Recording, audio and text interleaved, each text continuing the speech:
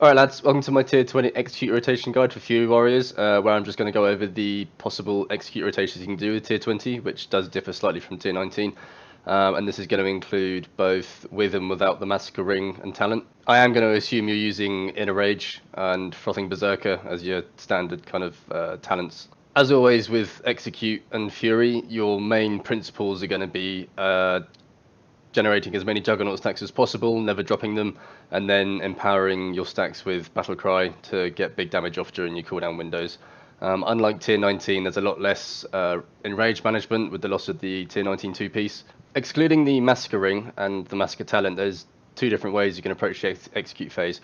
One of them centers around just spamming execute as much as you can, and the other one focuses trying to juggle your Frothing Berserker buff, and then dumping all your rage before Battle Cry. So the priority order for the slightly simpler execute rotation is execute, bloodthirst, raging blow, and furious slash.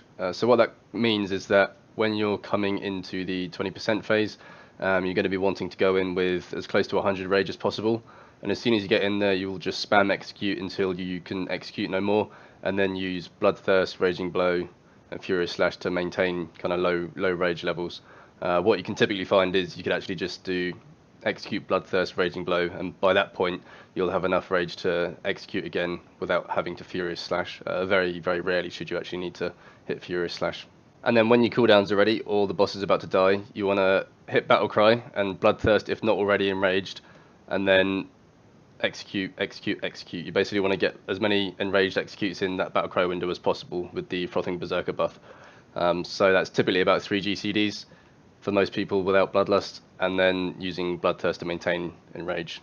Regarding Odin's Fury in the execute phase for this rotation, you can either use it inside or outside Battlecry depending on how long the execute phase is going to be. If it's going to be like a ridiculously short one where you're going to get less than 6 Juggernaut stacks, you can actually use it inside Battlecry. If it's going to be longer than that, then you can use it outside of Battlecry, preferably when enraged, and on low rage, due to the golden trait which can proc Odin's Glory to get you an additional rage proc. And more rage means more executes and more juggernauts, which is what we like. The second approach to execute you can take is slightly more complicated because you basically need quite a good awareness of how long the boss is going to be up for, your rage, your cooldown left on battle cry, and whether you've got sense death procs and that kind of stuff. The priority for this is execute when at 100 rage, bloodthirst, raging blow. The idea behind it is essentially you want to get to 100 rage and proc Frothing Berserker, execute to bring yourself back down, and then bloodthirst followed by raging blow to then bump yourself back up again.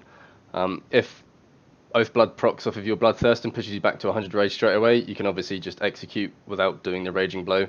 And likewise, if you get sense death procs, you can do maybe 2 executes instead of just 1. It can lead to loss of Juggernaut stacks if you time it poorly, or if the boss dies or your CDs aren't managed correctly. Because essentially when you're reaching about 10 to 15 seconds left on your cooldown on Battlecry, you need to absolutely dump that rage into executes as quickly as possible. So you want to abandon that rotation and just spam execute until you've got no rage. Hopefully by that point your Battlecry is reset, and then you can Battlecry and then do the standard Battlecry rotation. So bloodthirst, proc and rage, execute.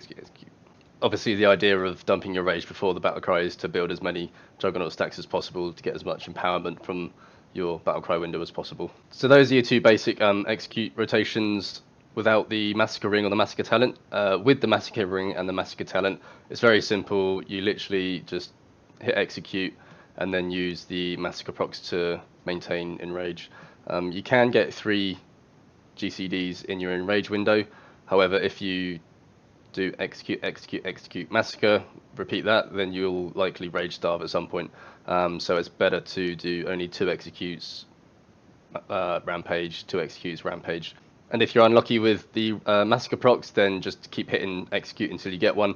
If you do happen to somehow go out of rage and you can't execute, then you'll need to bloodthirst and possibly raging blow to get yourself enough rage to execute and hopefully get a massacre proc.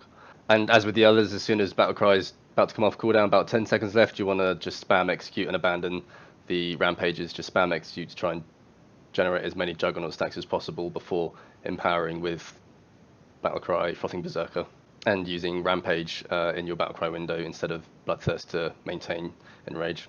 All the information I've provided here can be found on the MMO Champ Fury Warrior FAQ and guide.